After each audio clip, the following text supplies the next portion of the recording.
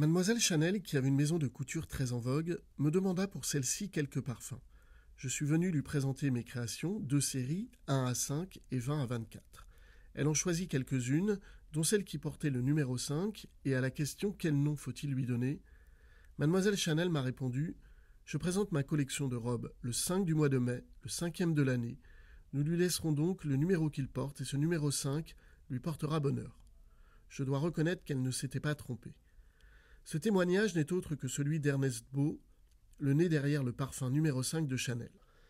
Et s'intéresser aux campagnes publicitaires d'un tel mythe culturel revient ainsi à s'intéresser aux icônes qui ont incarné la senteur voulue par Coco Chanel. Car à l'image de la couturière qui a devancé, sinon défini l'air de son temps, le parfum numéro 5 a su le traverser en offrant à chaque époque un récit inédit. D'Andy Warhol à Jean-Paul Goude, en passant par Ridley Scott, le numéro 5 est bien cet objet culturel que les artistes aiment à interpréter. Voici les 7 campagnes publicitaires les plus iconiques. Numéro 1, Helmut Newton d'un côté et Richard Avedon de l'autre. Dans les années 50, le photographe Richard Avedon a été derrière 3 grandes campagnes du parfum numéro 5. La première fut capturée en 1957. Il fige alors dans son style emblématique la femme Chanel chic et pétillante dans les traits de l'actrice Susie Parker flanquée de 2 hommes. Référence à l'aura irrésistible du numéro 5, cette campagne suggère la femme Chanel comme libre, indépendante et surtout courtisée par des gentlemen. Très coco en somme. Dans les années 70, c'est dans un film publicitaire qu'Helmut Newton met en scène Catherine Deneuve dans une mise en scène dépouillée au possible. Baptisée Whispered, Catherine Deneuve y parle de sa liberté d'être, le regard droit dans la caméra. La femme Chanel est ici projetée dans un souci de liberté absolue. Numéro 2, dans les années 90, le sens aristocratique et couture de la photographie de Patrick de Marchelier en faisait le parfait interprète de la grandeur du numéro 5. Et c'est d'ailleurs dans les traits de la non moins racée Carole Bouquet que la rencontre se fait une première fois en 1993. Patrick de Marchelier fige alors la beauté naturelle et gracieuse de Carole Bouquet dans une campagne en droite ligne avec l'esprit des années 90, minimal et essentiel. Numéro 3, le numéro 5 dans l'œil de Jean-Paul Goude. En 1995, c'est l'espièglerie chic de Jean-Paul Goude qui transporte la rêverie du Chanel numéro 5 dans la réalité. Dans le mini-film Marilyn, où tout le monde reconnaît le parfum porté par Carole Bouquet. Numéro 4, dans les années 90 toujours, le numéro 5 dans l'œil de Ridley Scott se fait cinématographique. En 30 secondes, Ridley Scott va ainsi intégrer le numéro 5 au cœur de la vie moderne et libérée de la femme des années 80 à 2000.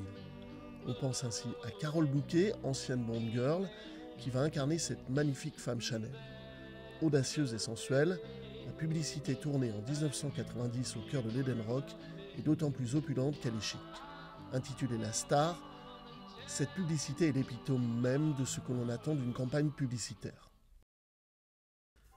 Numéro 5, le pouvoir narratif du numéro 5 est sans limite. En 1998, Luc Besson le prouve une nouvelle fois en adaptant le conte du Chaperon rouge au mythe du numéro 5. Mais cette fois, la gracile et élégante femme au chaperon rouge, incarnée par Estella Warren, mène les loups par le bout du nez, son parfum aidant à faire d'elle un mâle alpha. Numéro 6, dans les années 2000, le numéro 5, dans l'œil de Baz Luhrmann, se fait grandiose. 2004 marque un tournant pour les films publicitaires du numéro 5. Avec Baz Luhrmann et Nicole Kidman en égérie, la maison Chanel produisait alors la publicité la plus chère jamais réalisée, soit 33 millions de dollars. Cette publicité est un véritable conte moderne.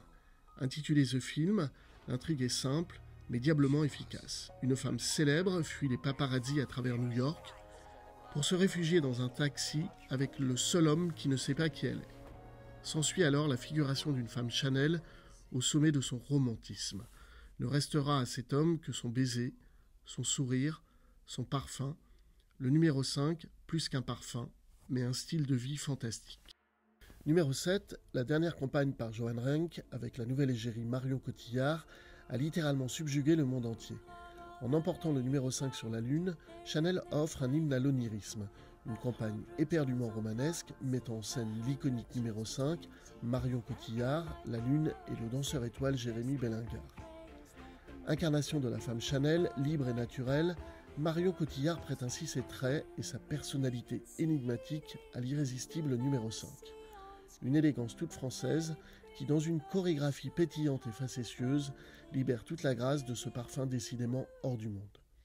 Rendez-vous sur Iconicone où l'on vous raconte plus sur les campagnes du numéro 5.